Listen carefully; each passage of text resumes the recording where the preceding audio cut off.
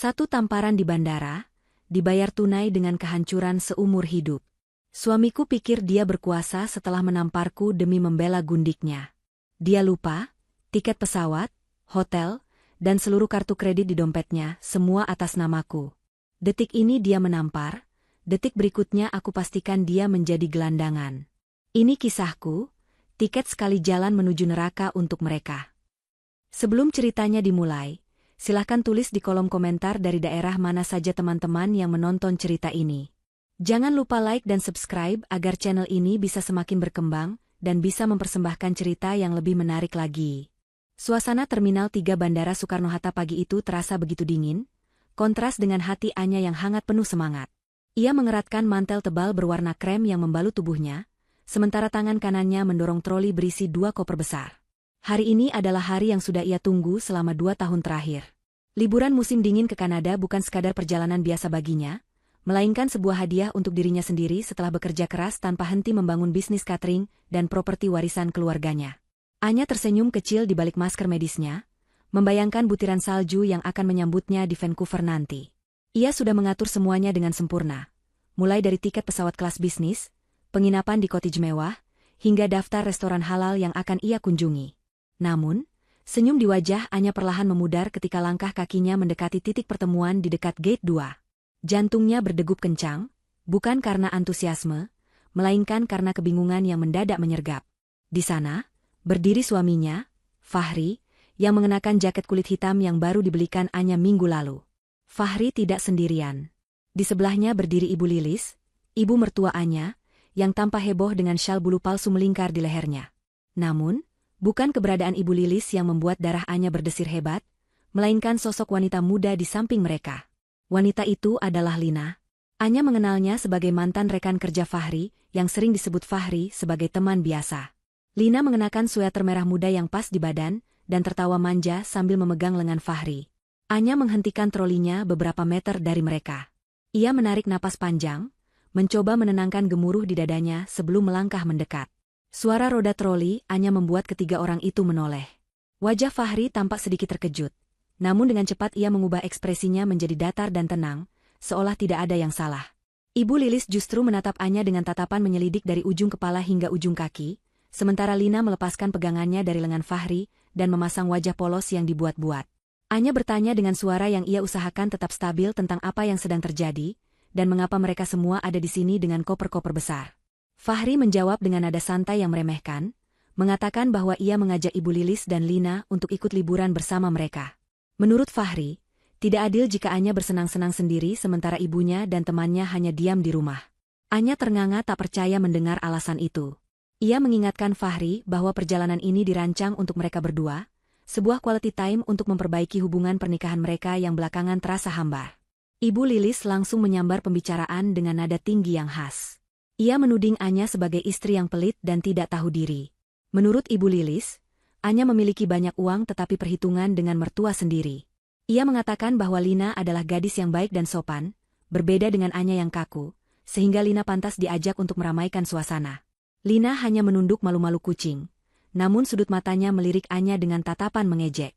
Anya merasakan panas menjalar ke wajahnya. Ia menegaskan bahwa ia yang membayar semua tiket dan akomodasi dari uang hasil jerih payahnya sendiri, bukan uang Fahri. Ia menolak untuk membiayai perjalanan Lina. Bagi Anya, membawa orang asing dalam liburan rumah tangga adalah sebuah penghinaan. Fahri mulai terlihat emosi. Wajahnya memerah karena merasa otoritasnya sebagai suami ditantang di depan ibu dan teman wanitanya. Fahri membentak Anya, mengatakan bahwa sebagai istri, tugas Anya adalah menurut dan melayani suami, termasuk memuliakan tamu yang dibawa suami. Pertengkaran itu mulai menarik perhatian orang-orang yang lalu lalang di bandara. Anya yang merasa harga dirinya diinjak-injak, dengan tegas berkata bahwa jika Fahri ingin Lina ikut, maka Fahri yang harus membayarnya, bukan Anya. Anya juga meminta Lina untuk pergi saat itu juga, karena ia tidak sudi liburannya dirusak oleh kehadiran wanita lain. Mendengar pengusiran itu, Lina mulai terisak pelan, air mata buayanya turun dengan cepat, membuat Ibu Lili semakin berang dan memaki Anya sebagai wanita jahat yang tidak punya hati. Fahri yang tidak terima melihat Lina menangis dan ibunya marah, melangkah maju mendekati Anya. Tanpa peringatan, tangan kekar Fahri melayang dan mendarat keras di pipi kiri Anya. Suara tamparan itu terdengar begitu nyaring, menghentikan aktivitas beberapa orang di sekitar mereka. Rasa perih yang menyengat langsung terasa di kulit wajah Anya, disusul rasa panas yang menjalar hingga ke telinga. Anya terhuyung ke belakang, tangannya memegangi pipinya yang berdenyut. Ia menatap Fahri dengan tatapan tidak percaya. Selama 5 tahun menikah, ini adalah pertama kalinya Fahri main tangan. Belum sempat Anya memproses rasa sakit itu, Fahri kembali melayangkan tamparan kedua, kali ini lebih keras hingga membuat sudut bibir Anya pecah. Fahri berteriak di depan wajah Anya, mengatakan bahwa tamparan itu adalah pelajaran agar Anya tidak menjadi istri yang pembangkang dan sombong dengan hartanya. Ibu Lilis bukannya melerai, malah mengompori dengan mengatakan bahwa Anya pantas mendapatkannya agar sadar posisi. Lina, di balik punggung Fahri, tersenyum tipis penuh kemenangan melihat saingannya dipermalukan di tempat umum. Darah segar menetes dari sudut bibir Anya, jatuh mengenai jilbab krem mahalnya. Anya merasakan asin darah di lidahnya. Rasa sakit fisik itu tidak sebanding dengan hancurnya hati Anya saat itu. Detik itu juga, sisa-sisa cinta dan rasa hormat yang ia miliki untuk Fahri menguap tanpa sisa. Anya tidak menangis histeris. Ia tidak membalas memukul. Ia hanya diam, menyeka darah di dagunya dengan punggung tangan, lalu berdiri tegak menatap mata suaminya. Tatapan Anya berubah menjadi dingin, kosong, dan tajam. Anya berkata dengan suara pelan namun sangat jelas, bahwa ia mengerti sekarang. Ia tidak akan berdebat lagi. Fahri tersenyum sinis, mengira Anya akhirnya menyerah dan tunduk. Fahri memerintahkan Anya untuk segera melakukan check-in untuk mereka semua. Namun, Anya menggeleng pelan. Ia berkata bahwa ia menyerahkan Fahri, Ibu Lilis, dan Lina pada nasib mereka sendiri. Anya mengucapkan selamat berlibur dengan nada sarkas yang menusuk, lalu ia membalikkan badan, meninggalkan troli kopernya begitu saja, dan berjalan menjauh dengan langkah cepat namun pasti. Fahri berteriak memanggil nama Anya, menyuruhnya kembali atau ia akan menceraikannya. Ancaman itu menggaung di koridor terminal, namun Anya tidak menoleh sedikit pun. Langkah kakinya semakin mantap menjauh dari sumber racun dalam hidupnya. Di dalam kepalanya, tidak ada lagi rencana liburan romantis. Yang ada hanyalah sebuah rencana baru yang jauh lebih dingin dan kalkulatif. Anya mengeluarkan ponselnya sambil berjalan, jari-jarinya menari cepat di atas layar, mengakses aplikasi perbankan dan maskapai penerbangan. Tamparan tadi telah membangunan singa tidur dalam diri Anya. Ia tidak akan sekadar pergi. Ia akan memastikan mereka membayar mahal untuk setiap tetes darah yang keluar dari bibirnya hari ini. Fahri menatap punggung Anya yang semakin mengecil dan akhirnya menghilang di balik kerumunan calon penumpang. Ia mendengus kasar, merapikan kerah jaketnya dengan gerakan angkuh. Di sampingnya, Ibu Lilis menepuk-nepuk bahu anaknya, menenangkan sekaligus membenarkan tindakan kasar Fahri tadi. Menurut Ibu Lilis, wanita seperti Anya memang sesekali perlu diberi pelajaran fisik supaya tidak besar kepala, karena merasa memiliki uang lebih banyak. Lina, yang air matanya sudah kering dalam sekejap, kini menggelayut manja di lengan Fahri lagi. Ia bertanya dengan nada khawatir yang dibuat-buat, apakah mereka tetap jadi pergi ke Kanada. Fahri tertawa remeh. Dengan penuh percaya diri, ia meyakinkan Lina dan ibunya bahwa Anya hanya sedang merajuk, ngambek, seperti anak kecil. Fahri yakin 100% bahwa Anya tidak akan berani membatalkan apapun karena Anya terlalu mencintainya. Fahri berpikir Anya hanya butuh waktu untuk menenangkan diri di toilet, dan nanti pasti akan menyusul mereka, atau menelepon sambil menangis minta maaf. Fahri mengambil alih troli koper Anya yang ditinggalkan, merasa menang karena kini ia menguasai barang-barang istrinya. Mereka bertiga berjalan dengan dagu terangkat menuju counter check-in maskapai penerbangan internasional kelas 1. Fahri merasa seperti raja yang sedang membawa rombongannya. Ia membayangkan kursi pesawat yang empuk, makanan mewah, dan layanan premium yang akan segera mereka nikmati. Ibu Lilis sibuk mematut diri di pantulan kaca jendela bandara, sementara Lina sibuk melakukan swafoto untuk dipamerkan di media sosialnya dengan keterangan yang menyeratkan ia sedang berlibur mewah dengan kekasihnya. Antrean di jalur priority cukup lengang. Tidak butuh waktu lama bagi mereka untuk sampai di depan meja petugas. Seorang petugas wanita dengan seragam rapi menyapa mereka dengan senyum ramah profesional, meminta paspor dan kode pemesanan tiket. Fahri dengan gaya bos besar meletakkan tumpukan paspor, miliknya, Ibu Lilis, dan Lina, serta secari kertas berisi kode booking yang sempat ia foto dari ponsel Anya semalam. Ia berkata dengan nada memerintah agar prosesnya dipercepat, karena ibunya sudah lelah berdiri. Petugas itu mengangguk sopan dan mulai mengetikkan kode tersebut ke dalam sistem komputer. Hening sejenak. Jari-jari petugas itu berhenti menari di atas papan ketik. Keningnya berkerut. Ia mencoba mengetik ulang kode tersebut, kali ini lebih perlahan, memastikan tidak ada angka atau huruf yang salah. Fahri mulai mengetuk-ngetukkan jarinya di atas meja konter dengan tidak sabar, sementara Lina mulai mengeluh kakinya pegal karena memakai sepatu hak tinggi. Petugas itu mengangkat wajahnya, senyum ramahnya sedikit berubah menjadi ekspresi bingung dan menyesal. Ia memberitahukan kepada Fahri bahwa kode pemesanan tersebut tidak dapat ditemukan dalam sistem penerbangan hari ini. Fahri terbelalak. Ia bersikeras bahwa itu tidak mungkin salah, karena Anya sudah memesannya bulan lalu, dan ia melihat sendiri buktinya. Fahri menyuruh petugas itu mengecek lagi dengan benar, menuduh sistem komputernya yang bermasalah. Petugas itu dengan sabar menjelaskan bahwa data riwayat pemesanan memang ada, tetapi status tiket untuk seluruh penumpang dalam kode booking tersebut telah dibatalkan secara sepihak oleh pemegang akun utama sekitar 10 menit yang lalu. Wajah Fahri yang tadinya merah, karena marah kini memucat seketika. Pembatalan itu dilakukan tepat setelah Anya berjalan pergi meninggalkan mereka. Hantaman realitas mulai memukul kesadaran Fahri. Anya tidak sekadar menggertak, ia benar-benar memutus akses mereka. Ibu Lilis yang mendengar penjelasan petugas langsung meledak emosinya. Ia berteriak histeris di depan konter, memaki-maki maskapai dan menyebut nama Anya dengan serapah kasar. Suara cempreng Ibu Lilis membuat penumpang lain di kelas ekonomi menoleh dan berbisik-bisik. Lina mulai panik, ia mengguncang lengan Fahri dan bertanya bagaimana nasib liburan mereka. Rasa malu mulai menjalar di wajah Fahri, ia mencoba menenangkan ibunya yang mulai tantrum, seperti anak kecil yang tidak dibelikan mainan. Fahri buru-buru mengeluarkan ponselnya, mencoba menghubungi nomor Anya. Terdengar nada sambung sekali, lalu terputus. Ketika ia mencoba menelepon lagi, operator memberitahukan bahwa nomor yang dituju sedang tidak aktif atau berada di luar jangkauan. Anya telah mematikan ponselnya atau memblokir nomor Fahri. Keringat dingin mulai mengalir di pelipis Fahri. Ia terjebak di situasi yang sangat memalukan. Ia tidak bisa pulang begitu saja karena sudah sesumbar kepada tetangga dan teman-teman kantornya bahwa ia akan pergi ke luar negeri. Gengsinya terlalu tinggi untuk menyeret koper kembali ke rumah. Dengan tangan gemetar, Fahri mengeluarkan dompetnya. Ia mengambil kartu kredit platinum yang selama ini ia banggakan. Kartu itu sebenarnya adalah kartu tambahan yang diterbitkan dari rekening utama Anya, namun Fahri selalu menganggapnya sebagai miliknya sendiri. Ia berkata kepada petugas bahwa ia akan membeli tiket baru on the spot untuk 3 orang. Meskipun harganya jauh lebih mahal karena pembelian mendadak, Fahri tidak peduli, ia yakin limit kartu itu masih sangat besar. Petugas menggesek kartu tersebut ke mesin EDC. Mesin itu berbunyi B panjang dan mengeluarkan struk kecil. Petugas membacanya dan dengan nada sopan namun tegas mengatakan bahwa transaksinya ditolak oleh bank penerbit. Fahri tidak percaya. Ia menyuruh petugas mencoba lagi. Hasilnya sama, declined. Fahri mengeluarkan kartu kedua, kartu debit yang juga terhubung ke rekening bersama yang dananya 90% berasal dari Anya. Hasilnya tetap sama, transaksi gagal. Saldo tidak mencukupi atau kartu telah diblokir. Notifikasi pesan singkat masuk ke ponsel Fahri secara beruntun. Pesan itu dari bank, memberitahukan bahwa kartu kredit dan akses debitnya telah dinonaktifkan atas permintaan nasabah utama karena alasan keamanan. Anya benar-benar telah melumpuhkan mereka secara finansial dalam hitungan menit.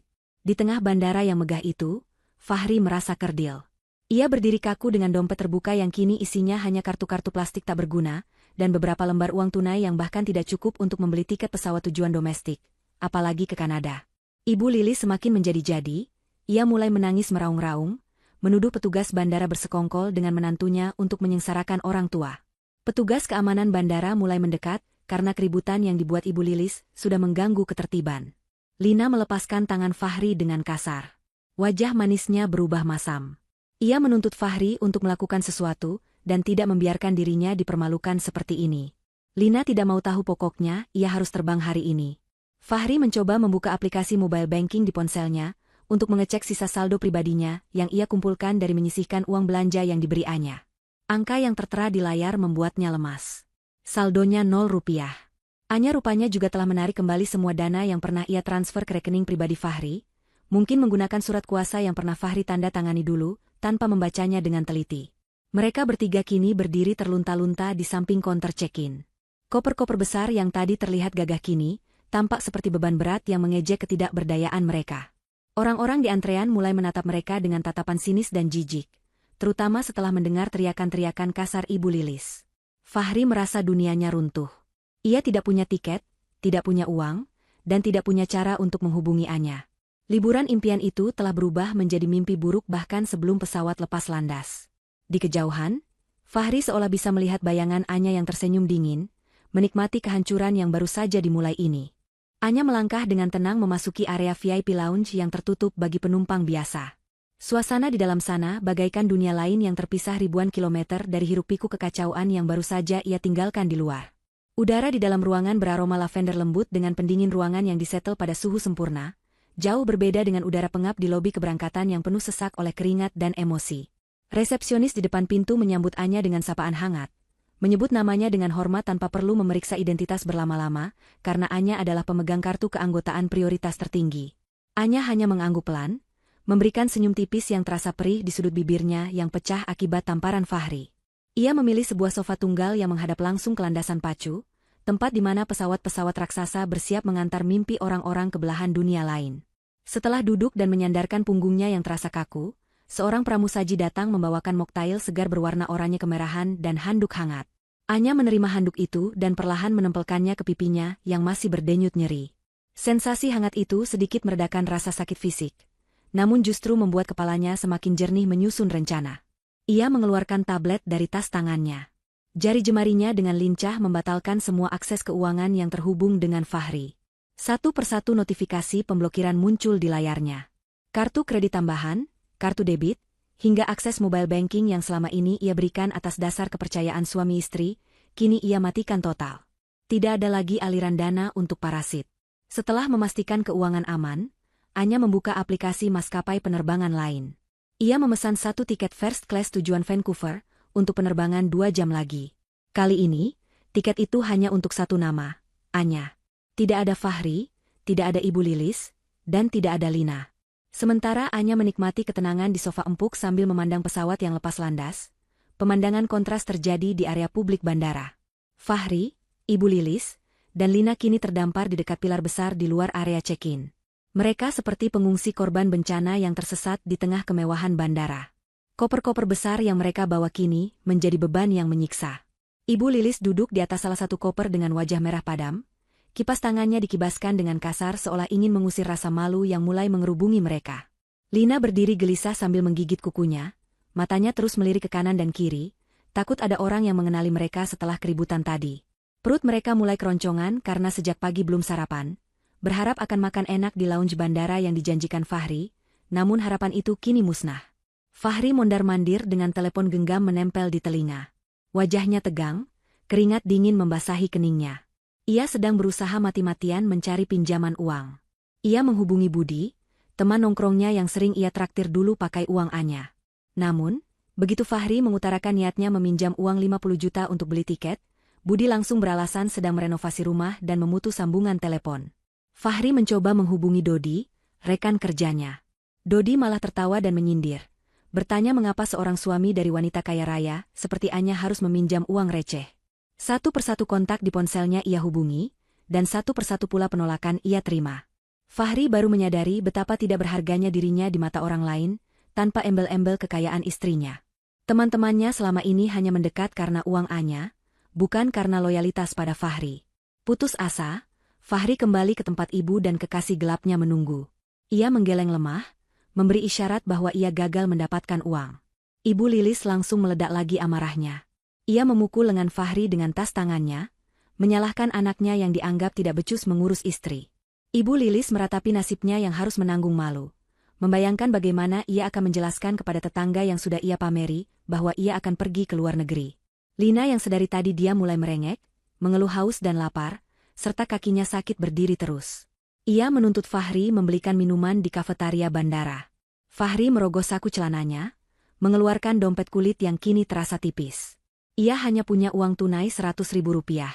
Harga 3 botol air mineral dan roti di bandara akan menghabiskan sisa uang itu seketika. Di dalam VIP lounge, Anya membuka media sosialnya. Ia mengunggah sebuah foto sederhana namun syarat makna. Foto paspor dan boarding pass barunya yang tergeletak di meja marmer, dengan latar belakang gelas moktail dan pemandangan pesawat. Ia menulis takarir singkat, terbang sendiri lebih ringan tanpa beban sampah. Bye Jakarta, hello Vancouver. Unggahan itu langsung mendapat ratusan reaksi dalam hitungan menit. Teman-teman Anya, relasi bisnis, hingga kenalan lama memberikan komentar dukungan, seolah mereka sudah lama menunggu momen di mana Anya melepaskan diri dari Fahri. Anya membaca komentar-komentar itu dengan perasaan lega. Selama ini ia menutup mata dari peringatan teman-temannya tentang sifat asli Fahri, dan kini, dukungan mereka menguatkan langkahnya. Namun, bukan hanya unggahan Anya yang sedang ramai. Tanpa sepengetahuan Fahri dan rombongannya yang sedang sibuk bertengkar di emperan bandara, sebuah video amatir mulai menyebar viral di platform TikTok dan Twitter. Video itu direkam oleh seorang penumpang yang kebetulan berdiri di dekat kejadian saat Fahri menampar Anya. Judul videonya sangat provokatif. Suami gila aniaya istri Sultan demi pelakor di bandara. Dalam video berdurasi 2 menit itu, terlihat jelas wajah beringas Fahri saat memukul Anya, wajah judes Ibu Lilis yang memaki, dan wajah sok polos Lina yang bersembunyi di balik punggung Fahri. Video itu memperlihatkan dengan gamblang betapa berkelasnya respon Anya, dan betapa brutalnya perlakuan mereka. Algoritma media sosial bekerja cepat, video itu mulai dibagikan ribuan kali, memancing amarah netizen Indonesia yang terkenal militan dalam membela korban perselingkuhan dan penganiayaan. Fahri, yang masih sibuk berdebat dengan Ibu Lilis tentang apakah mereka harus pulang naik taksi atau bus, tidak menyadari bahwa wajahnya kini sudah terpampang di layar ponsel jutaan orang.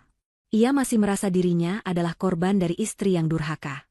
Dengan sisa harga diri yang ada, Fahri memutuskan untuk membawa pulang rombongannya. Namun masalah baru muncul, taksi bandara tidak menerima pembayaran hutang, dan aplikasi taksi online-nya tidak bisa digunakan karena terhubung dengan kartu kredit yang sudah diblokir Anya. Mereka harus mencari cara untuk pulang ke rumah mewah yang kuncinya pun mereka tidak yakin masih pegang. Fahri menatap pintu keluar bandara dengan pandangan nanar. Impian melihat salju Kanada berganti menjadi realitas panas dan debu Jakarta yang siap menelan mereka bulat-bulat. Perjalanan keluar dari area bandara terasa seperti berjalan di atas bara api bagi Fahri. Mereka bertiga menyeret koper-koper besar menuju pangkalan taksi konvensional dengan langkah gontai. Tidak ada lagi tawa, tidak ada lagi kesombongan. Yang ada hanya wajah-wajah lelah dan hati yang dongkol. Ketika sampai di depan antrean taksi, sopir taksi menolak mengangkut mereka jika tidak ada jaminan pembayaran tunai, mengingat jarak ke rumah mereka di kawasan elit Pondok Indah cukup jauh, dan membutuhkan biaya tol yang tidak sedikit. Fahri dengan berat hati melepas jam tangan chronograph yang melingkar di pergelangan tangannya.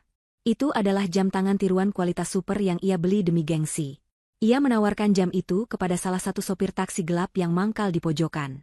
Setelah tawar-menawar yang merendahkan harga diri, jam itu hanya dihargai Rp300.000, cukup untuk ongkos taksi dan tol, tapi tidak ada kembalian. Mereka akhirnya masuk ke dalam taksi tua yang pendingin udaranya tidak berfungsi maksimal. Fahri duduk di depan di samping sopir, sementara Ibu Lilis dan Lina berdesakan di kursi belakang. Suasana di dalam mobil hening mencekam, hanya suara mesin mobil yang menderu kasar. Lina, yang merasa bosan dan butuh validasi, mengeluarkan ponselnya untuk mengecek media sosial. Ia berharap mendapat simpati atau setidaknya melihat foto-foto liburan orang lain. Namun, begitu ia membuka aplikasi Instagram, matanya terbelalak lebar. Notifikasi di akunnya meledak hingga ribuan. Jumlah pengikutnya naik drastis, tapi bukan karena prestasi. Kolom komentar di foto terakhirnya, foto dirinya di bandara dengan caption, Otwu Holiday with Cayang, penuh dengan caci maki. Kata-kata kasar seperti, pelakor, wanita murahan, gundik tidak tahu malu, dan, miskin harta miskin akhlak, membanjiri layar. Lina gemetar. Ia membuka direct message, DM, isinya lebih mengerikan. Ancaman, sumpah serapah, hingga foto tangkapan layar video kejadian di bandara dikirimkan padanya. Netizen dengan cepat menemukan akun media sosialnya berkat kemampuan detektif siber mereka. Identitas Lina dikuliti habis-habisan. Tempat kerjanya, alamat kos lamanya, hingga foto-foto masa lalunya yang kurang pantas mulai disebar ulang. Lina menjerit histeris di dalam taksi, membuat sopir kaget dan hampir mengerem mendadak. Ia melempar ponselnya ke pangkuan Ibu Lilis. Ibu Lilis, yang bingung, mengambil ponsel itu dan membaca komentar-komentar yang ada. Wajah tua itu memucat. Tidak hanya Lina, akun Facebook milik Ibu Lilis yang biasanya ia gunakan untuk pamer arisan juga diserang. Foto-foto Ibu Lilis dengan Anya dulu dikomentari netizen dengan sebutan, mertua Dajjal, dan nenek sihir. Reputasi Ibu Lilis sebagai tokoh masyarakat di lingkungan perumahannya hancur lebur dalam sekejap. Ia yang selama ini membangun citra ibu yang bijaksana kini telanjang bulat aibnya di depan publik. Fahri segera membuka ponselnya sendiri. Keadaannya jauh lebih parah. Identitas Fahri sebagai suami yang melakukan KDRT sudah viral di berbagai akun gosip besar. Video tamparan itu diputar ulang jutaan kali dengan slow motion, memperlihatkan betapa kejamnya ia. Netizen bahkan sudah menandai akun media sosial kantor tempat Fahri bekerja, meminta perusahaan memecat karyawan yang melakukan kekerasan terhadap perempuan. Fahri merasa dunia berputar kencang. Ia mencoba menghapus akunnya, tapi tangannya terlalu gemetar. Nasi sudah menjadi bubur. Jejak digital tidak bisa dihapus semudah itu. Di belahan bumi lain, atau tepatnya di udara dalam penerbangan menuju transit, Anya mengaktifkan layanan Wi-Fi di pesawat first class-nya. Ia melihat kehebohan yang terjadi di tanah air dengan senyum kepuasan yang dingin. Ia tidak perlu menyewa buzzer atau membayar orang untuk menyerang Fahri, karma dan kebodohan Fahri sendiri yang menggerakkan massa. Anya memutuskan untuk melakukan siaran langsung, live, singkat di Instagramnya. Ia merapikan jilbabnya, membiarkan lebam di sudut bibirnya terlihat jelas tanpa filter, lalu menyapa pengikutnya. Halo semuanya, sapa Anya dengan suara lembut namun tegar. Terima kasih atas doa dan dukungannya. Saya baik-baik saja, sedang menuju tempat di mana saya bisa menemukan kedamaian kembali. Luka di wajah ini, Anya menyentuh pipinya pelan, akan sembuh. Tapi luka pengkhianatan mungkin butuh waktu lebih lama. Saya hanya ingin bilang, jangan pernah takut untuk pergi dari tempat yang menyakitimu, meski itu berarti harus terbang sendirian. Siaran langsung itu ditonton oleh puluhan ribu orang secara bersamaan. Simpati publik tumpah ruah untuk Anya. Di kolom komentar, banyak pengacara menawarkan bantuan hukum gratis, banyak wanita berbagi cerita serupa, dan dukungan moral mengalir deras. Anya menutup siaran itu dengan elegan, tanpa memaki Fahri sedikitpun, yang justru membuat citra Fahri semakin buruk karena terlihat menyakiti wanita sebaik Anya. Kembali ke dalam taksi yang panas di jalan tol Jakarta, ponsel Fahri berdering.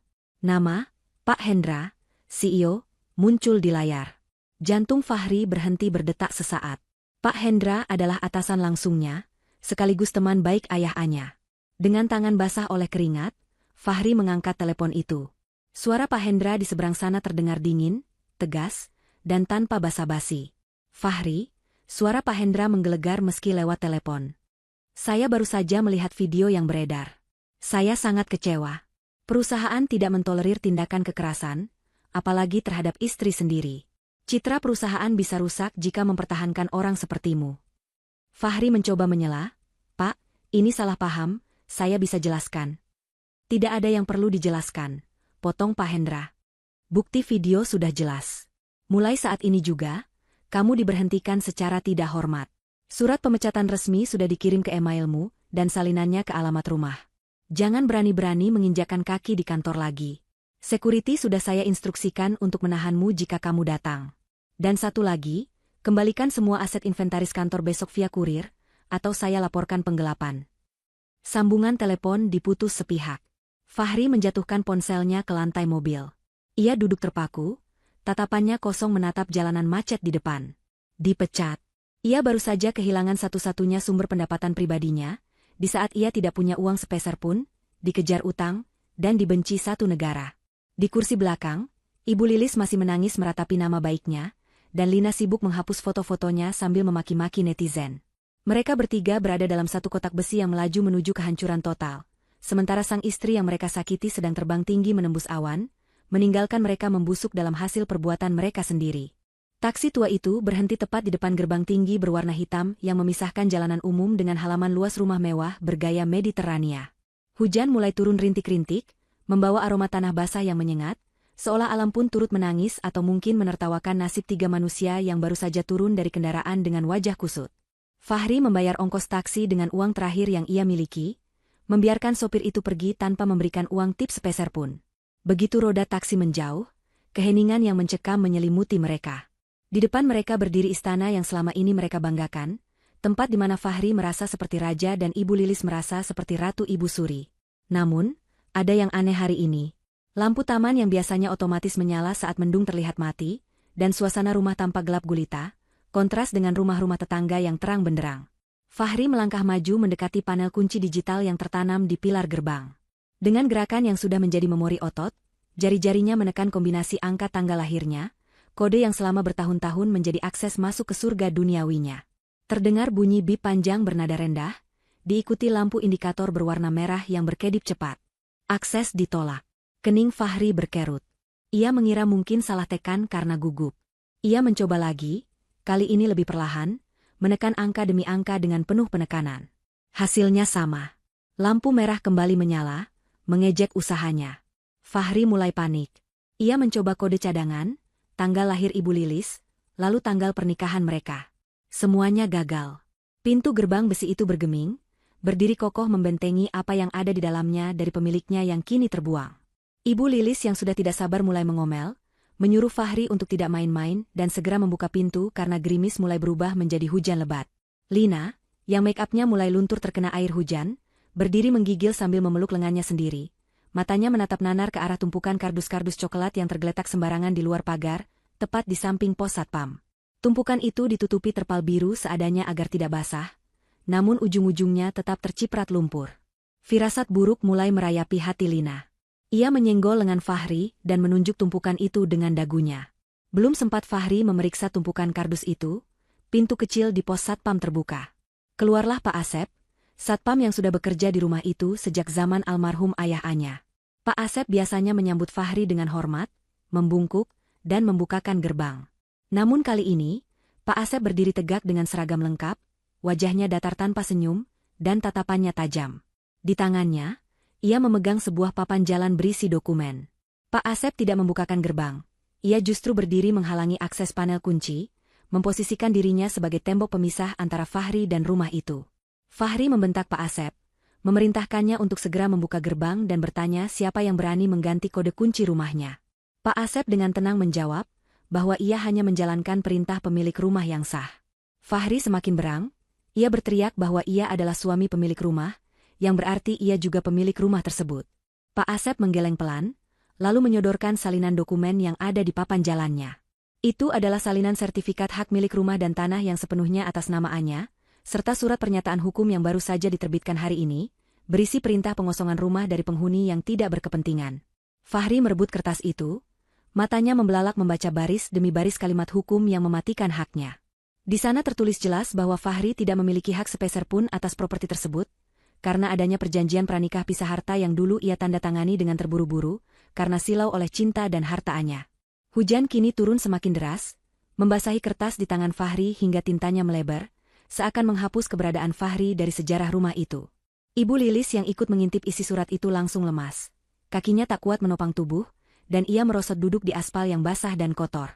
Pak Asep kemudian menunjuk tumpukan kardus di luar pagar. Ia menjelaskan bahwa Nyonya Anya sudah memerintahkan staf rumah tangga untuk mengemasi semua barang-barang pribadi milik Bapak Fahri dan Ibu Lilis. Tidak ada satupun barang yang tertinggal, mulai dari baju, sepatu, hingga pernak-pernik tidak penting. Semuanya sudah dikeluarkan. Sedangkan barang-barang berharga seperti lukisan, perabotan jati, dan elektronik mahal tetap berada di dalam karena itu adalah aset Anya. Pak Asep menegaskan bahwa mereka dilarang keras melangkah masuk melewati gerbang. Jika memaksa, Pak Asep sudah diinstruksikan untuk menekan tombol panik yang terhubung langsung ke kantor polisi terdekat dengan tuduhan penerobosan properti. Ibu Lilis berteriak histeris, ia merangkak menuju tumpukan kardus dan mulai membongkarnya dengan brutal. Ia mencari koleksi guci keramik antiknya yang ia klaim sebagai miliknya, padahal itu dibeli dengan uang Anya. Ia menemukan salah satu guci itu dalam keadaan pecah di dalam kardus, karena dikemas seadanya. Tangis Ibu Lilis pecah di tengah deru hujan. Ia memeluk pecahan keramik itu seperti memeluk mayat anaknya sendiri, meratapi nasibnya yang diusir seperti kucing kurap. Lina, yang melihat kekacauan itu, mulai kehilangan kesabaran. Ia tidak peduli dengan guci atau surat tanah. Yang ia pedulikan adalah ia basah kuyup, kedinginan, dan lapar. Lina mulai memaki Fahri. Suara manjanya hilang berganti dengan lengkingan kasar. Ia menyebut Fahri sebagai laki-laki tidak berguna, penipu, dan miskin.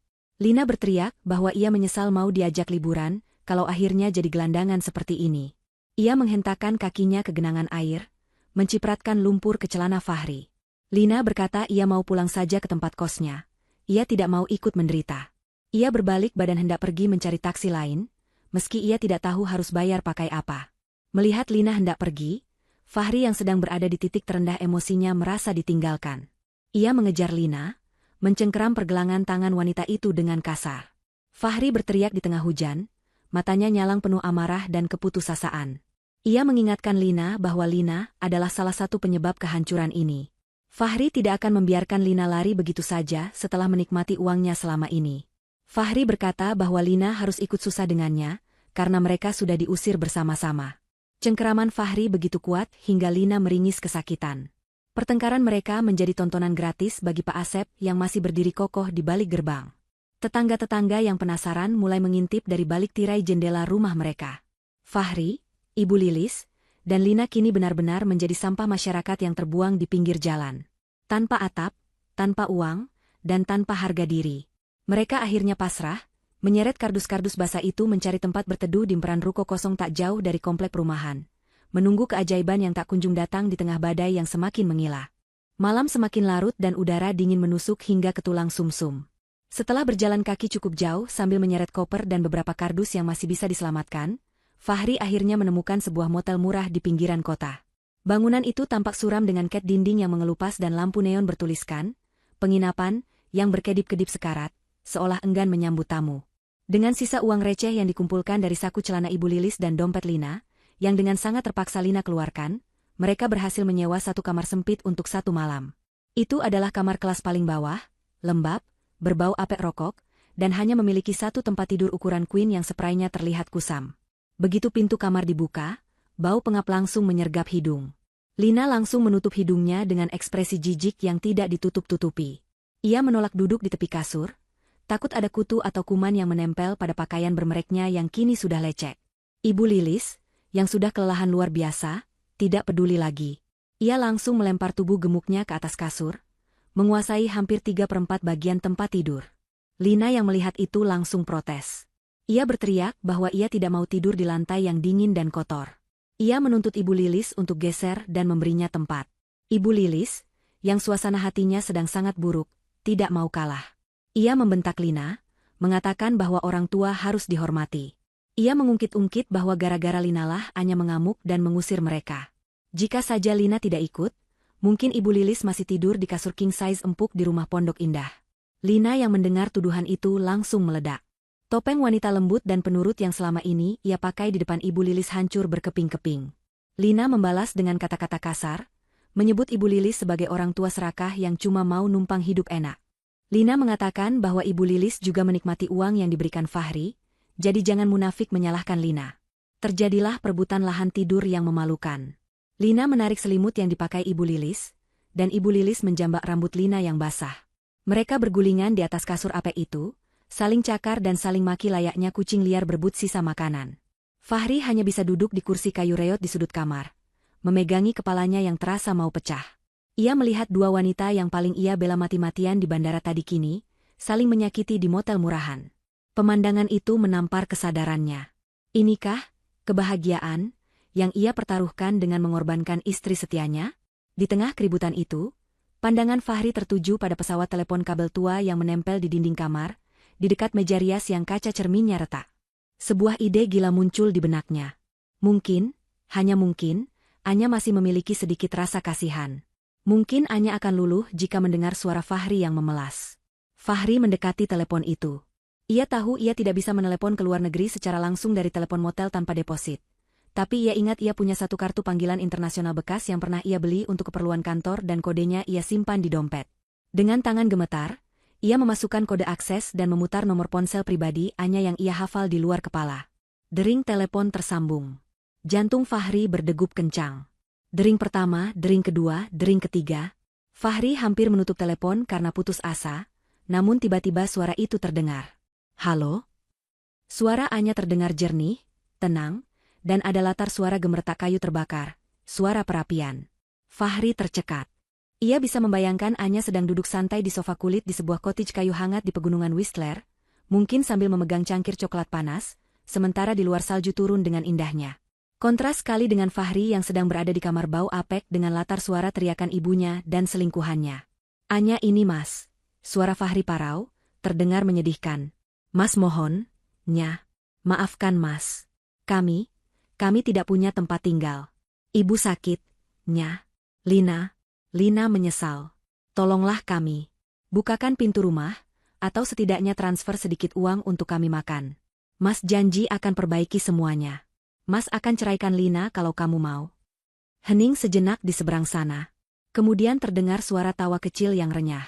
Bukan tawa mengejek yang kasar, tapi tawa ringan seseorang yang benar-benar lepas beban. "Maaf, ini siapa ya?" tanya Anya dengan nada datar yang dibuat-buat. "Suami saya sudah meninggal tadi pagi di bandara, bersamaan dengan matinya rasa peduli saya. Dan soal orang-orang yang kamu sebut, saya tidak kenal. Saya tidak punya kewajiban memberi makan orang asing, apalagi orang miskin yang tidak tahu diri. Fahri mencoba memohon lagi, air matanya mulai menetes. Anya, jangan tega begini, aku suamimu. Mantan suami, koreksi Anya tajam. Nikmati malammu di neraka buatanmu sendiri, Mas. Oh ya, cottage ini sangat hangat. Sehangat perasaan bahagiaku melihatmu hancur. Klik. Sambungan telepon diputus. Suara tuut panjang yang monoton terdengar seperti vonis mati bagi harapan terakhir Fahri. Ia perlahan meletakkan gagang telepon itu kembali ke tempatnya.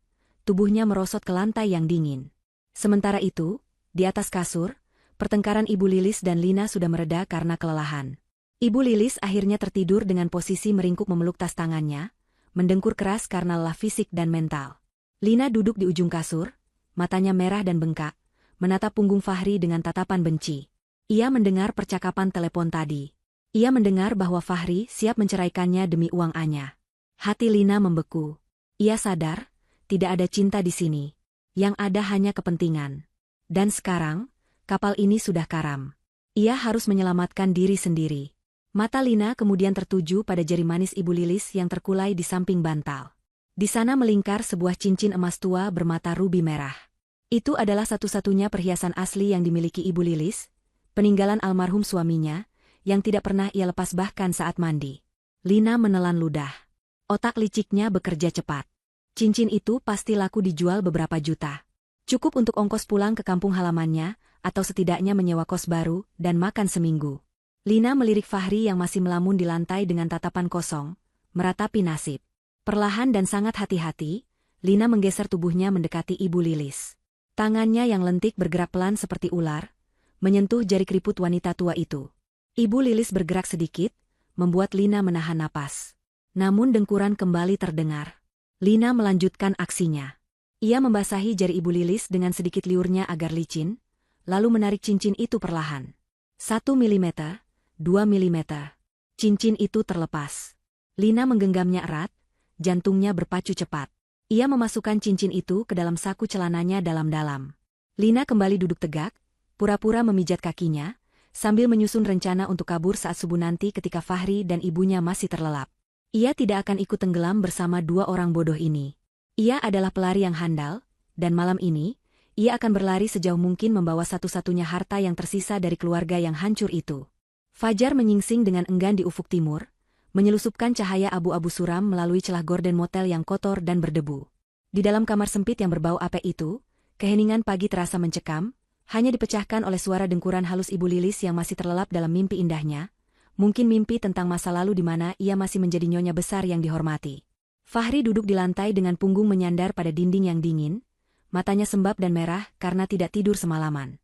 Pikirannya melayang tak tentu arah, dipenuhi penyesalan yang terlambat dan ketakutan akan masa depan yang gelap. Di sampingnya, Lina sudah bangun.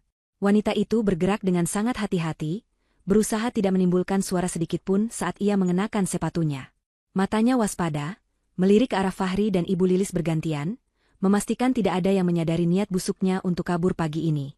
Tangan kanannya sesekali meraba saku celananya, memastikan cincin emas bermata rubi milik Ibu Lilis masih tersimpan aman di sana. Itu adalah tiket kebebasannya, modal untuk memulai hidup baru jauh dari keluarga yang kini ia anggap sebagai sampah tak berguna. Namun, belum sempat Lina menyentuh gagang pintu untuk melarikan diri, suara debuman keras mengguncang pintu kamar motel mereka. Brak! Pintu kayu tipis itu bergetar hebat seolah ditendang oleh kaki raksasa. Fahri tersentak kaget. Jantungnya seakan mau copot. Ibu Lilis terbangun dengan teriakan histeris, bingung dengan apa yang terjadi. Lina mundur ketakutan, wajahnya pucat pasi. Sebelum mereka sempat memproses situasi, tendangan kedua menghantam pintu lebih keras hingga engselnya jebol. Pintu terbuka lebar dengan kasar, menghantam dinding, dan 3 orang pria berbadan tegap dengan wajah garang melangkah masuk ke dalam kamar sempit itu. Aura mereka memancarkan ancaman yang nyata. Salah satu dari mereka, pria dengan bekas luka di pipi kiri dan tato naga yang menyembul dari balik kerah kaos hitamnya, menatap Fahri dengan seringai kejam yang membuat darah Fahri membeku. Itu adalah para penagih utang, debt collector dari sindikat pinjaman dan judi online yang selama ini menghantui hidup Fahri. Fahri gemetar hebat. Selama ini ia berhasil menyembunyikan sisi gelap hidupnya ini dari Anya. Ia kecanduan judi slot online sejak setahun lalu, berharap bisa menggandakan uang jajannya untuk membiayai gaya hidup hedon Lina. Ketika kalah, ia meminjam uang dari aplikasi pinjaman ilegal dan rentenir dengan bunga mencekik, lalu menutupinya dengan mengambil diam-diam dari rekening Anya. Sekarang, tanpa akses ke uang Anya, bom waktu itu meledak. Para penagih ini rupanya telah melacak lokasi ponsel Fahri yang sempat aktif semalam saat ia menelepon Anya. Sinyal GPS telah menuntun para predator ini tepat ke mangsa yang sedang sekarat. Pria bertato itu tidak membuang waktu. Ia maju mencengkeram kerah baju Fahri dan mengangkat tubuh kurus itu hingga kakinya jinjit. Ia membentak keras, menagih utang pokok beserta bunga yang totalnya mencapai ratusan juta rupiah. Fahri mencoba bicara, suaranya tercekat di tenggorokan, hanya mampu mencicit memohon waktu dan belas kasihan. Namun, kata belas kasihan tidak ada dalam kamus para penagih utang ini. Sebuah pukulan keras mendarat di perut ulu hati Fahri, membuatnya tersungkur ke lantai sambil mengerang kesakitan, memuntahkan cairan asam dari lambungnya yang kosong. Ibu Lilis menjerit histeris melihat anak semata wayangnya dipukuli di depan mata. Ia mencoba bangkit untuk menolong, namun salah satu anak buah penagih utang itu membentaknya agar diam duduk di tempat, atau ia juga akan dihajar. Di tengah kekacauan itu, Lina melihat celah. Perhatian para penagih utang sedang terfokus pada Fahri yang sedang dijadikan sansak hidup. Perlahan, Lina beringsut menuju pintu yang terbuka lebar. Ia berpikir ini adalah kesempatan emasnya. Ia tidak peduli Fahri mati atau babak belur, yang penting ia selamat. Namun, nasib berkata lain. Saat Lina hendak melangkah keluar, seorang penagih utang yang berjaga di pintu menyadari gerakannya. Dengan sigap, pria itu menjambak rambut panjang Lina dan menariknya kembali masuk ke dalam kamar. Lina menjerit kesakitan, meronta-ronta minta dilepaskan. Dalam pergulatan itu, pria tersebut mencengkeram pergelangan tangan Lina dan merasakan benda keras di dalam saku celana Lina. Curiga wanita itu menyembunyikan barang berharga, pria itu merogoh paksa saku Lina. Keluarlah cincin emas bermata rubi itu. Pria itu mengangkat cincin tersebut tinggi-tinggi sambil tertawa mengejek. Bertanya apakah cincin ini bisa dijadikan pembayaran bunga utang Fahri. Mata Ibu Lilis terbelalak lebar melihat cincin kesayangannya, cincin peninggalan almarhum suaminya yang seharusnya ada di jari manisnya, kini berada di tangan penagih utang yang diambil dari saku Lina. Kesadaran menghantam Ibu Lilis dengan telak. Wanita yang selama ini ia puja-puja sebagai calon menantu idaman, yang ia bela mati-matian di depan Anya, ternyata adalah seorang pencuri. Amarah Ibu Lilis meledak melebihi rasa takutnya. Ia bangkit dari kasur, menerjang ke arah Lina dengan kuku-kuku jarinya yang tajam. Ia tidak peduli pada penagih utang di sekelilingnya, fokusnya hanya satu, menghancurkan Lina. Terjadilah pemandangan yang sangat tragis sekaligus ironis di kamar sempit itu. Fahri mengerang kesakitan di lantai di bawah kaki penagih utang, sementara ibunya bergulat di atas kasur dengan kekasih gelapnya. Ibu Lilis menjambak rambut Lina, memaki-makinya sebagai maling dan perempuan sundal. Lina yang terdesak tidak tinggal diam, ia mencakar wajah Ibu Lilis, berteriak bahwa Ibu Lilis adalah wanita tua bodoh yang pantas ditipu. Cincin itu terlempar ke sudut ruangan, menggelinding tak bertuan. Para penagih utang itu justru tertawa melihat pertunjukan drama keluarga yang hancur berantakan di depan mereka. Pria bertato itu bahkan sempat merekam kejadian itu dengan ponselnya, berniat menjadikannya alat intimidasi lebih lanjut. Mereka mulai mengobrak-abrik isi tas dan koper, mengambil ponsel, jam tangan, dan sisa uang receh, menganggapnya sebagai sitaan awal. Kekacauan itu mencapai puncaknya ketika terdengar suara sirine mobil polisi yang meraung-raung mendekat dan berhenti tepat di depan motel. Para penagih utang itu saling pandang, wajah mereka berubah panik. Mereka tahu berurusan dengan polisi dalam kasus penganiayaan berat akan merepotkan bisnis bos mereka. Dengan tergesa-gesa, mereka meludahi Fahri sekali lagi, menendang koper ke sembarang arah, lalu berlarian kabur lewat pintu belakang motel, meninggalkan Fahri, Ibu Lilis, dan Lina yang babak belur. Fahri, dengan sisa kesadarannya, merasakan secercah harapan. Ia mengira polisi datang, karena ada tetangga motel yang melapor tentang keributan penagih utang tadi. Ia berpikir polisi akan menyelamatkannya, membawanya ke rumah sakit, dan melindunginya. Ia berusaha bangkit, merangkak menuju pintu dengan wajah lebam dan bibir pecah berdarah. Saat dua orang petugas berseragam coklat muncul di ambang pintu, Fahri mengangkat tangannya yang gemetar, tersenyum lemah, dan berkata lirih, "Tolong saya, Pak, mereka mau membunuh saya."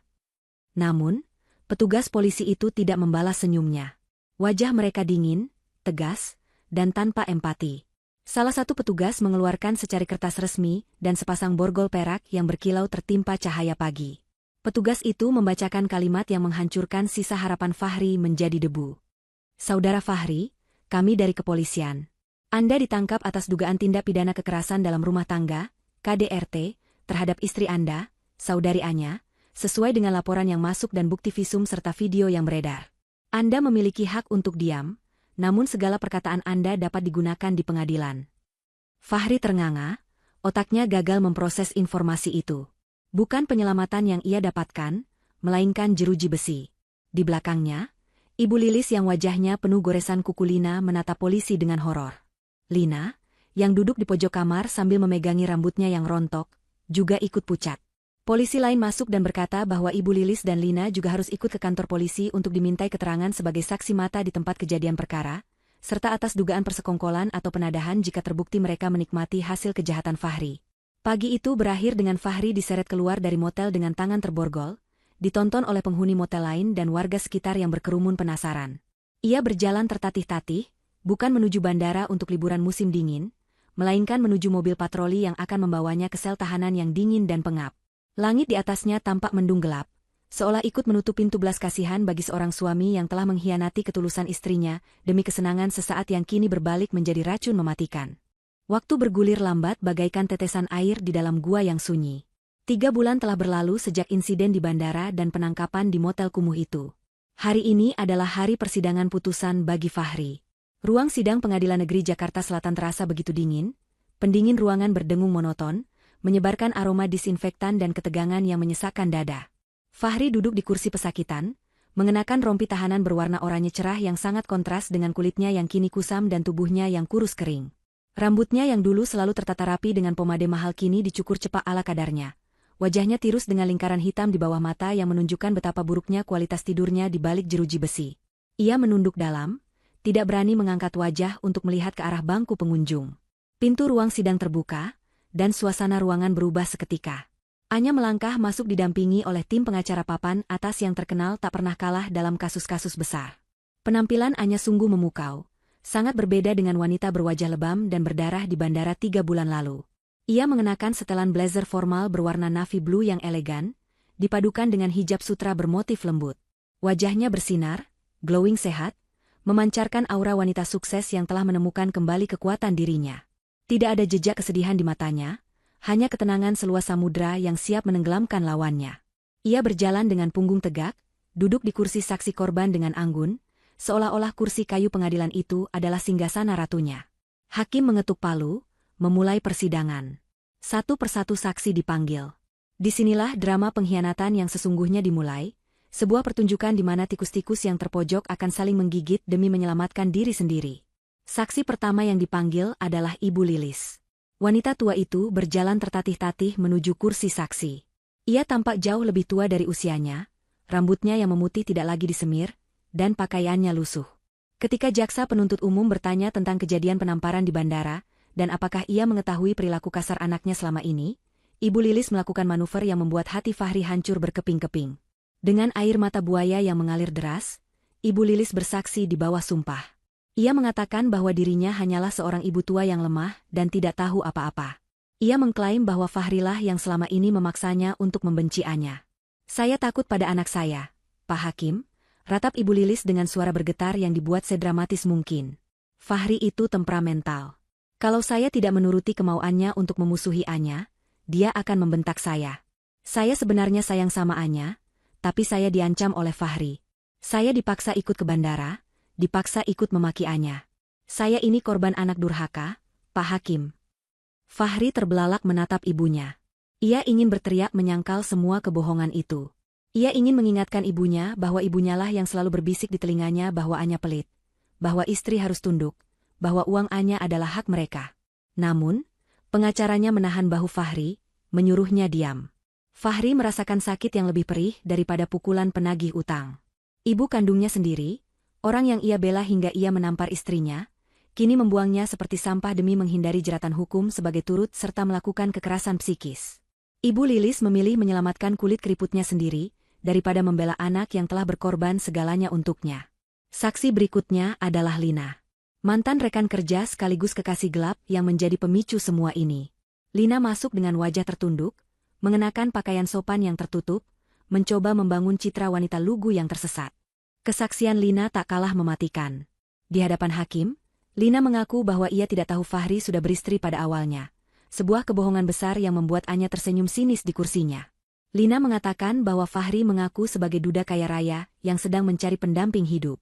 "Saya ditipu, Pak Hakim," ucap Lina dengan suara lirih. "Mas Fahri menjanjikan kemewahan, menjanjikan liburan ke luar negeri. Saya tidak tahu kalau uang itu hasil memeras istrinya. Kalau saya tahu, saya tidak akan mau. Saya juga korban kebohongan laki-laki ini." Lina melemparkan semua kesalahan pada Fahri. Ia menyangkal ikut memanas-manasi suasana di bandara. Ia menyangkal pernah menghina Anya. Ia memposisikan dirinya sebagai gadis polos yang terjebak dalam jaring manipulasi Fahri. Fahri menatap Lina dengan tatapan nyalang. Wanita yang dulu bermanja-manja padanya, yang berkata, "Aku mencintaimu selamanya. Mas," saat dibelikan tas mewah, kini menikamnya tepat di jantung di depan hukum. Tidak ada cinta, tidak ada loyalitas. Semua itu palsu, seplastik kartu kredit yang gagal digesek di bandara. Fahri menyadari betapa bodohnya ia menukar berlian asli, Anya, dengan batu kali, Lina, yang kini melemparinya sampai mati. Ketika giliran Anya memberikan kesaksian tambahan, suasana hening seketika. Anya tidak berteriak, tidak menangis, dan tidak memaki. Ia hanya menyerahkan sebuah berkas tebal kepada hakim. Itu bukan sekadar bukti KDRT, melainkan bukti baru yang jauh lebih berat, penggelapan aset perusahaan. Ternyata, selama Anya di Kanada, ia memerintahkan tim audit independen untuk memeriksa keuangan perusahaan properti warisan ayahnya di mana Fahri diberi jabatan sebagai manajer operasional. Hasil audit itu mengerikan. Fahri terbukti telah menggelapkan dana perusahaan miliaran rupiah selama 2 tahun terakhir dengan memalsukan invoice vendor dan markup biaya renovasi. Uang itulah yang digunakan Fahri untuk berjudi online dan membiayai gaya hidup Lina serta ibunya. Pak Hendra, CEO perusahaan sekaligus paman Anya, juga hadir sebagai saksi pelapor untuk kasus penggelapan ini. "Ini bukan lagi masalah rumah tangga," ujar Anya tenang namun tajam menatap mata hakim. "Ini adalah kriminalitas murni. Terdakwa tidak hanya melukai fisik saya, tapi juga mencuri hak karyawan-karyawan saya, memanipulasi kepercayaan keluarga saya, dan menghancurkan integritas perusahaan. Saya memohon keadilan seadil-adilnya. Bukan untuk dendam, tapi untuk memastikan tidak ada lagi korban berikutnya." Fahri terduduk lemas di kursinya. Keringat dingin mengucur deras. Ia tahu tamatlah riwayatnya. Kasus KDRT saja sudah bisa membuatnya dipenjara bertahun-tahun, ditambah dengan kasus penggelapan dana dalam jumlah besar, ia mungkin akan menghabiskan sisa masa mudanya membusuk di dalam sel. Ia melihat ke sekeliling ruangan. Ibunya membuang muka, pura-pura sibuk dengan tasnya. Lina menatap lantai, enggan melihatnya. Dan Anya menatapnya lurus-lurus, tatapan yang bukan lagi berisi cinta atau kebencian, melainkan tatapan seseorang yang melihat orang asing yang menyedihkan. Hakim mengetuk palu untuk menunda sidang guna musyawarah putusan, namun aura kekalahan sudah menyelimuti Fahri sepenuhnya. Saat petugas menggiringnya kembali ke sel tahanan sementara, Fahri sempat berpapasan dengan Anya di lorong. Fahri ingin membuka mulutnya, ingin mengucapkan kata maaf, ingin memohon, tapi lidahnya keluh. Anya berhenti sejenak, hanya 1 meter darinya. Wangi parfum Anya tercium lembut, wangi kesuksesan yang tak lagi bisa ia raih. "Kau tahu, Mas," bisik Anya pelan, suaranya seperti angin musim dingin yang menusuk. "Aku dulu rela mati untukmu. Tapi sekarang, melihatmu dikhianati oleh ibu dan selingkuhanmu sendiri, aku sadar, hukuman terberatmu bukan penjara. Hukuman terberatmu adalah hidup dengan kesadaran bahwa kau membuang satu-satunya orang yang tulus mencintaimu, demi orang-orang yang bahkan tidak sudi melihat wajahmu saat kau susah. Selamat menikmati kesepianmu." Anya berlalu pergi, langkah hak tinggi sepatunya menggema tik-tok menjauh, meninggalkan Fahri yang berdiri mematung dengan air mata yang akhirnya tumpah, air mata penyesalan yang sudah tidak ada harganya lagi. Pintu besi sel tahanan tertutup di belakangnya dengan suara klang yang keras, mengunci Fahri dalam kegelapan nasib yang ia rancang sendiri. Ruang sidang utama Pengadilan Negeri Jakarta Selatan kembali hening, namun kali ini keheningan itu terasa jauh lebih berat dan menekan, seolah oksigen di dalam ruangan tersedot habis oleh ketegangan yang memuncak. Hakim ketua, seorang pria parubaya dengan kacamata tebal dan wibawa yang tak terbantahkan, membetulkan letak jubah hitamnya sebelum membacakan lembaran putusan yang ada di hadapannya. Fahri duduk di kursi terdakwa dengan tubuh yang semakin membungkuk, keringat dingin membasahi punggungnya hingga tembus ke rompi tahanan oranye yang ia kenakan. Di belakangnya, bangku pengunjung penuh sesak oleh wartawan dan masyarakat yang penasaran dengan akhir dari drama viral, suami bandara. Anya duduk di barisan depan dengan tenang, didampingi pengacaranya, menatap lurus ke arah hakim tanpa ekspresi berarti, seolah ia sedang menyaksikan pembacaan laporan bisnis yang membosankan, bukan nasib mantan suaminya. Suara hakim memecah kesunyian, membacakan vonis dengan intonasi datar namun tegas yang menggema ke seluruh penjuru ruangan. Berdasarkan bukti-bukti yang tidak terbantahkan, termasuk visum et repertum atas luka-luka Anya, rekaman video yang viral, kesaksian para saksi, serta bukti audit forensik keuangan perusahaan, majelis hakim menyatakan terdakwa Fahri secara sah dan meyakinkan bersalah melakukan tindak pidana kekerasan dalam rumah tangga secara fisik dan psikis, serta tindak pidana penggelapan dana perusahaan secara berlanjut. Hakim menjatuhkan hukuman pidana penjara selama 12 tahun, ditambah kewajiban membayar denda dan ganti rugi kepada perusahaan sebesar 5 miliar rupiah. Jika tidak dibayar, maka aset pribadi terdakwa akan disita negara dan masa hukuman akan ditambah. Palu diketuk 3 kali. Tok, tok, tok. Suara itu terdengar seperti dentang lonceng kematian bagi masa depan Fahri. Kakinya lemas ketika ia nyaris merosot dari kursinya jika tidak ditahan oleh petugas kejaksaan yang berdiri di sampingnya. 12 tahun. Usianya akan habis di balik jeruji besi. Ia akan keluar sebagai pria tua yang tidak punya apa-apa. Tidak ada harta, tidak ada karir, dan tidak ada keluarga. Vonis itu juga mencakup penyitaan seluruh aset yang tersisa atas nama Fahri, mobil kreditan yang belum lunas, motor sport, hingga isi rekening pribadinya yang sudah kosong, untuk menutupi sebagian kecil dari uang yang ia curi dari perusahaan. Fahri resmi dimiskinkan secara total dan legal. Ia menoleh ke belakang, mencari wajah ibunya atau Lina, berharap ada setitik simpati, namun bangku saksi kosong. Mereka sudah kabur lebih dulu sebelum palu diketuk, takut terseret lebih jauh. Di luar gedung pengadilan, nasib Lina tidak lebih baik.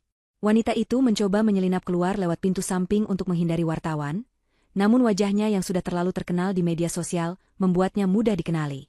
Sekelompok ibu-ibu yang geram melihat videonya di bandara meneriaki Lina, melemparinya dengan botol air mineral kosong dan sisa makanan. Lina berlari terbirit-birit menuju jalan raya, air matanya tumpah karena rasa malu dan takut. Namun, penderitaan Lina baru saja dimulai. Ponselnya berdering terus-menerus, bukan dari teman yang ingin menghibur, tapi dari nomor-nomor asing yang meneror. Para penagih utang pinjaman online, pinjol, yang menggunakan KTP-nya, akibat ulah Fahri dan Lina sendiri yang sering meminjam data satu sama lain, mulai bergerak memburunya. Lina mencoba pulang ke kos mewahnya, namun di depan pintu kamar, barang-barangnya sudah dikeluarkan oleh pemilik kos dalam kantong kresek hitam besar.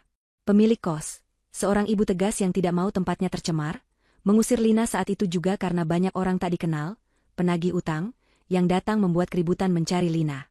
Lina juga mendapat email pemberhentian dari tempat kerjanya, karena dianggap mencemarkan nama baik instansi. Tanpa pekerjaan, tanpa tempat tinggal, dan dikejar utang, Lina yang dulu sombong dan manja kini menggelandang di jalanan Jakarta. Ia mencoba menghubungi teman-temannya, tapi semua nomornya diblokir. Tidak ada yang mau menampung pelakor viral yang bisa membawa masalah.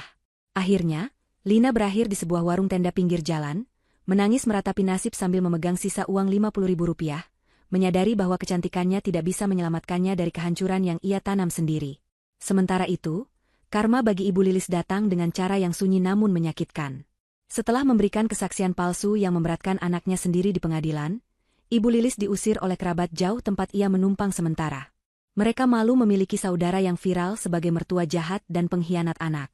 "Kami tidak mau rumah kami didatangi wartawan atau penagih utang gara-gara kamu," kata sepupunya seraya menutup pintu rumah tepat di depan wajah Ibu Lilis.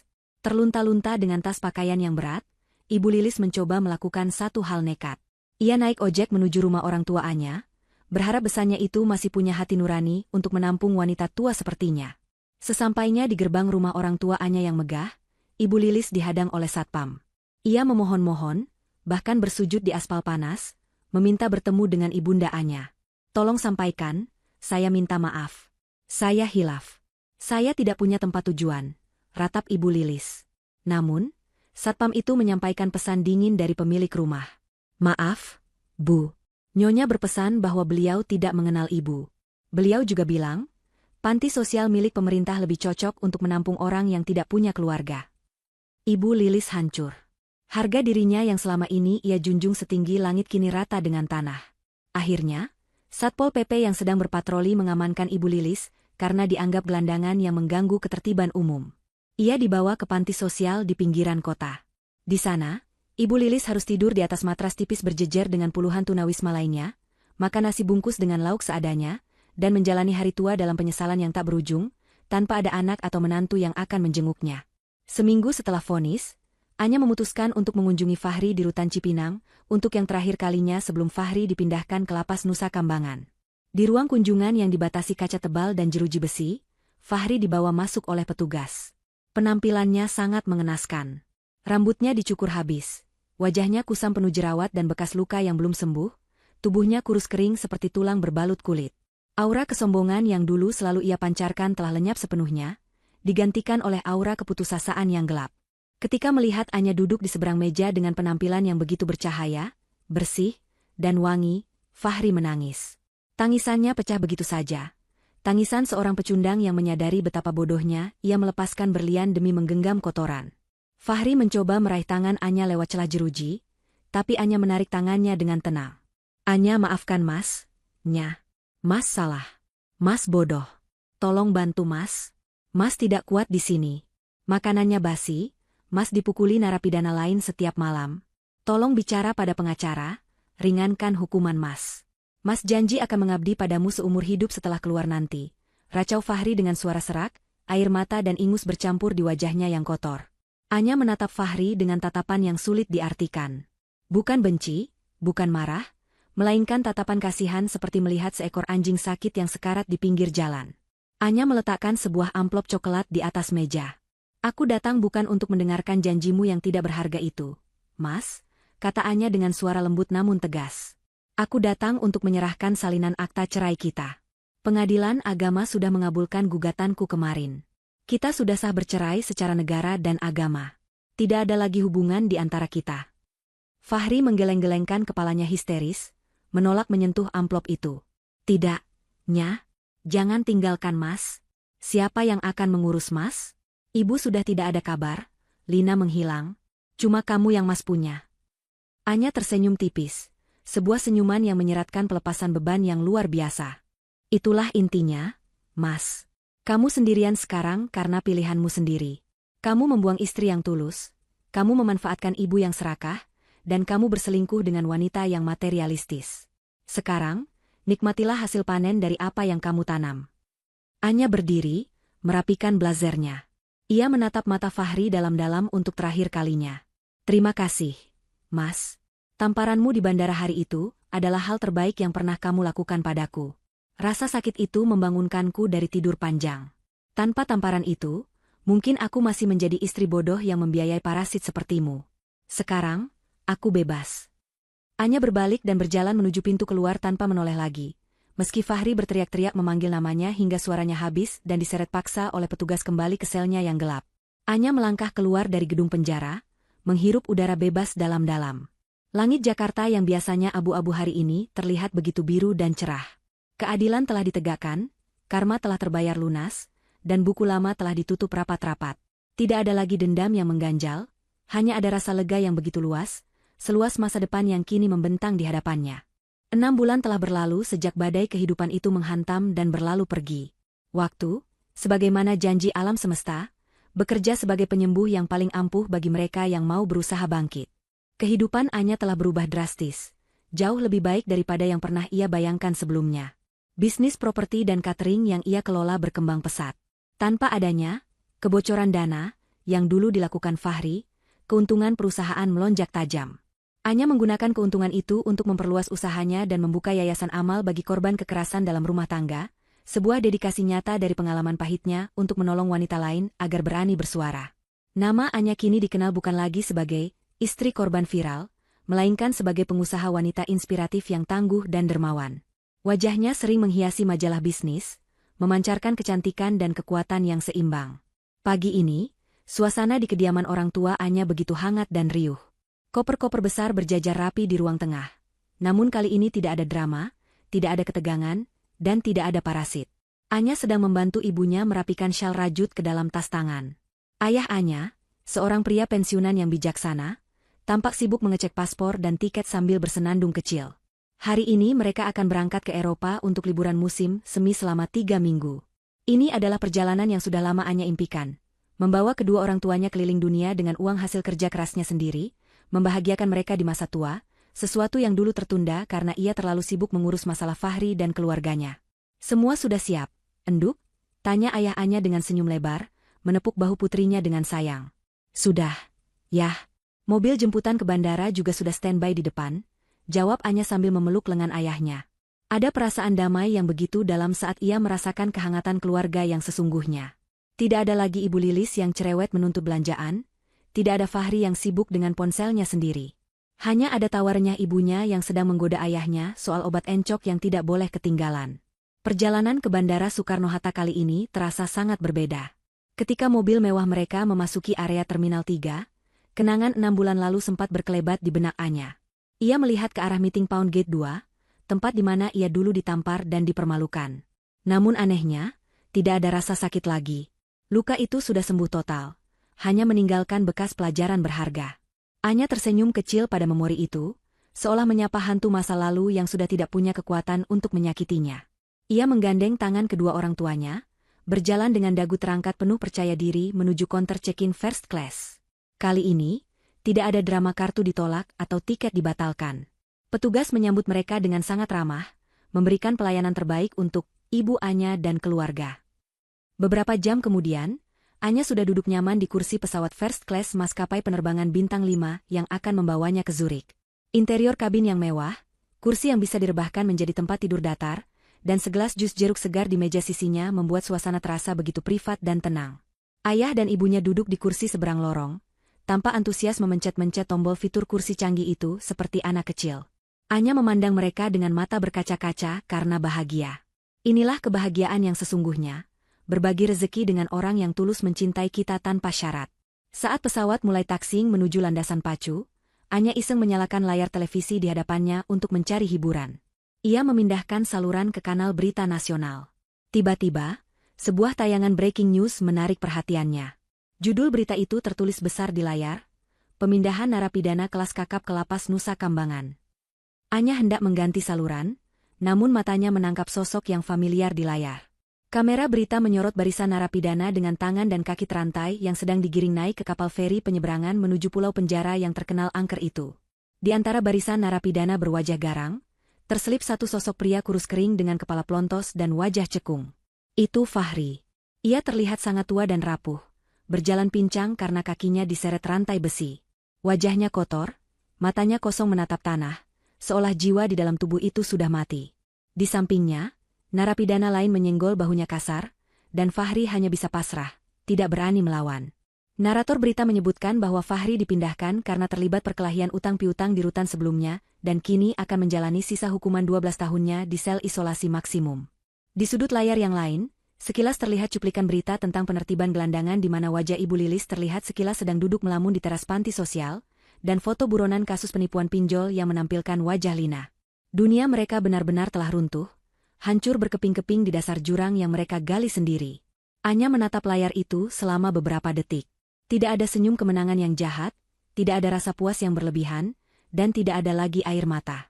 Yang ada hanyalah sebuah perasaan netral, sebuah penerimaan bahwa hukum tabur tuai itu nyata dan absolut. Fahri, Ibu Lilis, dan Lina kini hanyalah serpihan berita kriminal di televisi, orang asing yang tidak lagi relevan dalam hidupnya. Dengan gerakan perlahan dan anggun, Anya menekan tombol power pada remote control. Layar TV menjadi hitam, memadamkan wajah-wajah masa lalu itu selamanya. Anya kemudian menoleh ke jendela pesawat. Di luar sana, mesin pesawat menderu bertenaga, mengangkat burung besi raksasa itu meninggalkan aspal panas Jakarta, menembus awan putih menuju langit biru yang tak berbatas. Anya, kamu mau pesan makan apa nanti? Tanya ibu dari seberang lorong, membuyarkan lamunannya. Anya menoleh dan tersenyum lebar. Senyum paling tulus yang pernah ia miliki. Apa saja, Bu. Asal makan sama ibu dan ayah, semuanya pasti enak.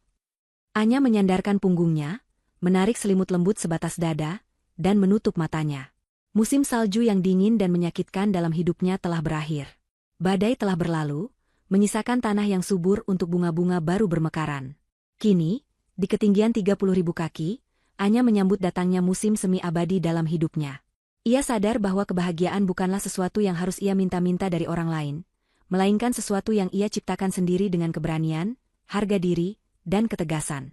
Pesawat terus melaju membelah angkasa, membawaannya menuju petualangan baru, meninggalkan neraka di belakang, menuju surga yang ia bangun dengan tangannya sendiri.